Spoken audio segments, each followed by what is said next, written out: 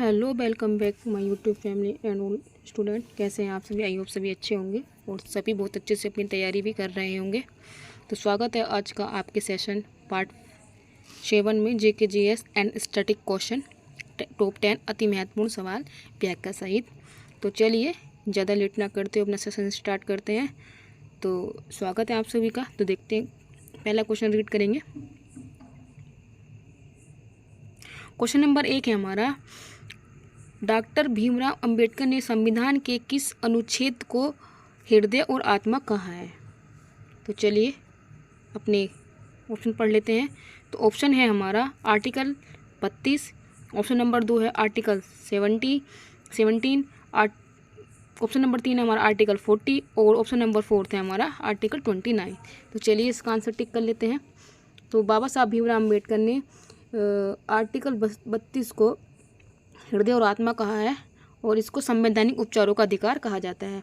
जैसे कि आप देख पा रहे होंगे आर्टिकल 17 में अस्पृश्यता यानी अनटचेबिलिटी, और आर्टिकल 40 में क्या है, पंचायतों का गठन। तो चलिए नेक्स्ट क्वेश्चन रीड करेंगे। क्वेश्चन नंबर 2 हमारा दिया है, क्वेश्चन को रीड करेंगे कि रक्त का थक्का जमाने में सहायक विटामिन कौन सा है? तो option number 1 vitamin A, option number 2 vitamin C, option number 3 है विटामिन ई और ऑप्शन नंबर 4 है हमारा विटामिन ए। तो चलिए इसका भी आंसर टिक कर लेते हैं। तो हमारा आंसर हो जाएगा वो आंसर नंबर 4। तो ये हमारा रक्त का थक्का जमाने में सहायक होता है और विटामिन ए की कमी से हमको नाइट ब्लाइंडनेस हो जाता है, और विटामिन सी की कमी से हमको स्कर्वी हो जाता है और विटामिन ए की कमी से बांझपन रोग हो जाता है। तो चलिए चारों के चारों ऑप्शन हमने को मतलब एकदम व्याख्या सहित पढ़ लिया है। आई होप आपको कंटेंट और क्लास बहुत अच्छी लग रही होगी। अगर आप चैनल पर नए हैं तो प्लीज़ लाइक कीजिएगा, शेयर कीजिएगा, सब्सक्राइब जरूर कीजिएगा। तो चलिए नेक्स्ट क्वेश्चन देख लेते हैं। क्वेश्चन है हमारा प्रश्न नंबर 3, 1917 में हुए कांग्रेस के अधिवेशन कोलकाता के अध्यक्ष कौन थे? तो चलिए इसका ऑप्शन रीड कर लेते हैं। ऑप्शन क्या है? तो ऑप्शन है हमारे पास Sarojini Naidu, JL Nehru, Annie Besant और महात्मा गांधी। तो इसका राइट आंसर हो जाएगा कोलकाता के अधिवेशन में अध्यक्षता किसने की थी? एनी बेसेंट ने। और ये कांग्रेस के किसी भी अधिवेशन की अध्यक्षता करने वाली पहली महिला थी। जैसे कि आप यहाँ देख पा रहे होंगे सरोजिनी नायडू, तो सरोजिनी नायडू ने 1925 के कानपुर अधिवेशन की अध्यक्षता की थी और ये अध्यक्षता करने वाली प्रथम भारतीय महिला थी। तो आपको दोनों ऑप्शन में कन्फ्यूज़न नहीं होना है। तो चलिए नेक्स्ट क्वेश्चन रीड करेंगे। तो क्वेश्चन नंबर 4 हमारा यहाँ पर दिया है कि INS विक्रांत क्या है? INS विक्रांत क्या है? एक पनडुब्बी है, हेलीकॉप्टर है, लड़ाकू विमान है या मालवाहक पोत है? तो चलिए इसका आंसर टिक कर लेते हैं। तो ये आंसर हो जाएगा हमारा मालवाहक पोत, और ये हमारा पहला स्वदेशी मालवाहक पोत है। और इसको कहाँ से शुरू किया गया था? तो कोचीन बंदरगाह से इसको मतलब सेवा में लिया गया था। तो आई होप आपको क्वेश्चन समझ में आ गया होगा। तो चलिए नेक्स्ट क्वेश्चन रीड करेंगे। क्वेश्चन नंबर 5 है हमारा। क्वेश्चन नंबर 5 है, अंग्रेजी का प्रथम ज्ञानपीठ पुरस्कार के विजेता कौन है? तो ऑप्शन नंबर 1 है अमिताभ बच्चन, ऑप्शन नंबर 2 है बद्री नारायण, ऑप्शन नंबर 3 है शिव शंकरी, ऑप्शन नंबर 4 है अरुंधति रॉय। तो चलिए अंग्रेजी का प्रथम ज्ञानपीठ पुरस्कार पाने वाले विजेता कौन है? अमिताभ बच्चन। तो चलिए ये हमारा हो गया है 5वां क्वेश्चन कंप्लीट। नेक्स्ट क्वेश्चन देख, और हाँ आपको जैसे देख रहे होंगे बद्री नारायण चौधरी, तो ये कौन है? बद्री नारायण चौधरी को भी साहित्य का मिला था, और शिव शंकरी को आप जानते हैं, इनको भी मिला है किस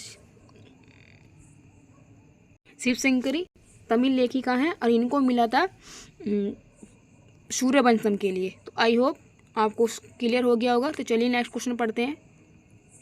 क्वेश्चन नंबर 6 है हमारा, दक्षिण भारत की सबसे ऊंची चोटी कौन सी है? तो चलिए क्वेश्चन रीड करते हैं। ऑप्शन दोदा बेटा, कालसुवाई, धूपगढ़ या अनाईमुड़ी। तो चलिए इनका आंसर टिक कर लेते हैं। जैसा कि आप देख रहे होंगे, अगर पूछेगा क्वेश्चन कि नीलगिरी पर्वत की सबसे ऊंची चोटी, तो होगा आंसर दोदा बेटा।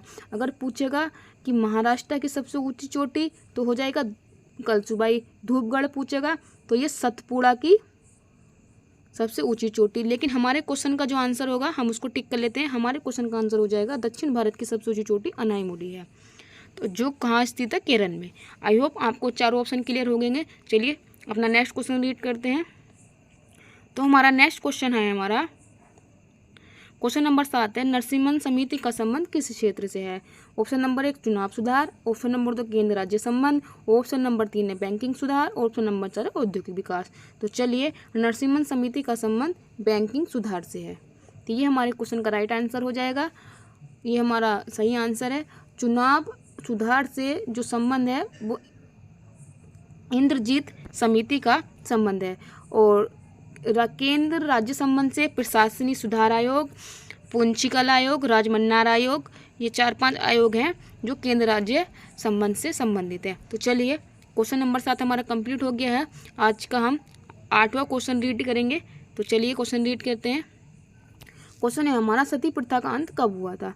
Option number 1 1843, option number 2 1829, option number 3 1875 और ऑप्शन नंबर 4 है 1833। तो चलिए इस क्वेश्चन का आंसर टिक कर लेते हैं। तो सती प्रथा का अंत 1829 शारदा एक्ट के अनुसार हुआ था, और राजा राम मोहन राय ने की सहायता किसने की थी? विलियम बेंटिक ने। तो चलिए, और अगर आपसे पूछा जाएगा कि सती प्रथा का प्रथम उल्लेख किसके अभिलेख में मिलता है, तो भानुगुप्त के एरन अभिलेख में हमको सती प्रथा का उल्लेख मिलता है। तो आई होप आपको पूरा सती प्रथा का टॉपिक क्लियर हो गया होगा और बिल्कुल भी कन्फ्यूजन नहीं होगा। तो चलिए आज का सेकंड लास्ट क्वेश्चन रीड करेंगे। और हमारे क्या है, नंबरिंग गलत हो गई है, बट कोई नहीं, चलिए पढ़ लेते हैं। फीफा विश्व कप 2022 का शुभंकर क्या है? तो चलिए ऑप्शन रीड करेंगे। हमारे यहाँ ऑप्शन हो जाएंगे मिराइटोवा, जीतू, आशा, लाइव। आप मुझे कमेंट करके बताएंगे कि 2022 का फीफा जो विश्व कप था फुटबॉल का वो कहाँ हुआ था। तो इसका ऑप्शन हो जाएगा लाइव।